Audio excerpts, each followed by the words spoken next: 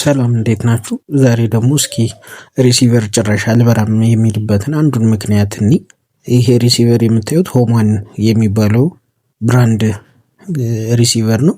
ይሄን ሪሲቨር ሶኬት ተሰክቼ ሳየው ምንም የሚበራ ነገር የለም። ስለዚህ ፓወር ሴክሽኑ ነው ወይስ ወደ ሚንቦርዱ ነው ችግሩ የሚለውን ነገር ለማወቅ በ12 ቮልት ስለሆነ የሚሰራው ሲስተሙ ዲሲን 12 ቮልት ላይ ያደርጋለሁ። ይህን ዲሲ 12 ቮልቴጅ ካረኩ በኋላ የዲሲውን ኔጌቲቭ እንደ ግራውንድ ቦዲው ላይ ያስይዛለሁ። ፖዚቲቭዋን እዚች የምትመለከቷት ዳዮድ ላይ አድርጌ ስሞክረው እንደምትመለከቱት ሾርት ያነባል። ይህ ደግሞ ዲሲው 00 አነበበ ማለት ሾርት ሆነ ማለት ነው። ስለዚህ ይህንን ነገር ለማስተካከል ምን ማድረግ አለብኝ ማለት ነው? ሾርቱን ፈልጌ ማግኘት አለብኝ ማለት ነው። በእንደዚህ ጊዜ ላይ ብዙ ጊዜ ሾርት ሊያደርጉ የሚችሉ ኤስኤምዲ ኮምፖነንቶች በካፓሲተር ደረጃ ያሉት ስለሆኑ ያው ካፓሲተር እንደምታውቁት ፓራላል ስለሆነ የሚቀመጠው እሱ ነገር ሾርት ሊያደርግብኝ ስለሚችል ወደ ሲግናላይዝ አካባቢ ያሉትን መጀመሪያ ቼክ አደርጋለሁ ማለት ነው። የሜትሬን ግራውንዱን ልክ እንደምታዩት ቦዲው ላይ አደርጋለሁ። ሜትሩን ዳዮድ ሞድ ላይ አድርጌ ወደ ሲግናል ቮልቴጅ የሚሄዱበትን እነዚህ እንደምታዩት ሴራሚክ ካፓሲተሮቹ እንደዚህ አይነት ከለር ነው ያላቸው።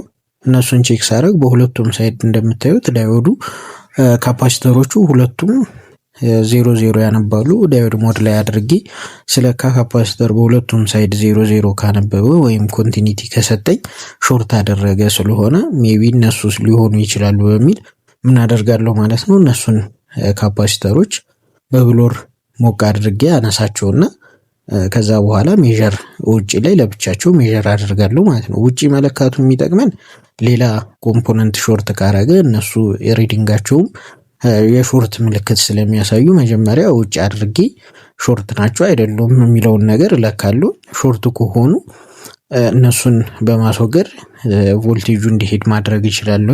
ሾርት ካልሆኑ ደግሞ ምን አደርጋለሁ ማለት ነው? ሌላ ሾርት ያደረገው ኮምፖነንት ፈልጌ አስተካክላለሁ ማለት ነው። እነዚህ ሁለት ሾርት ያነበቡብኝን ካፓሲተሮች አነሳና ውጪ ላይ በሜትር ልክ እንደዚህ አድርጌ ቼክ አደርጋለሁ ማለት ነው። እንደዚህ አድርጌ ቼክ ሳደርግ የመጀመሪያው ካፓሲተር ሪዲንግ የለውም፣ ያ ማለት ሾርት የለውም፣ 00 አላነበብም። ሁለተኛው ካፓሲተር ደግሞ እንደምትመለከቱት 00 አንብቧል ማለት ነው። ከሁለቱ ካፓሲተሮች አንዱ አናች ሾርት ያደረገችው ግን አቀማመጣቸው ፓራላል ስለሆነ የተቀመጡት አንደኛዋን አንስቼ ወደ ቦታው መልሳለሁ ማለት ነው። ይህም በማድረግ ሾርቱ ከለቀቀ ሪሲቨሩ ይበራል ማለት ነው። ሾርቱ ካልለቀቀ ደግሞ ሌላ ኮምፖነንት ሾርት ያደረገብኝን እፈልጋለሁ ማለት ነው። ስለዚህ ልክ እንደዚህ አድርጌ ሪሲቨሩን ቮልቴጅ ሰጥቼ ስሞክረው ሪሲቨሩ በርቶልኛል ማለት ነው። ስለዚህ ሾርት የነበረው ካፓሲተሩ ነው ማለት ነው።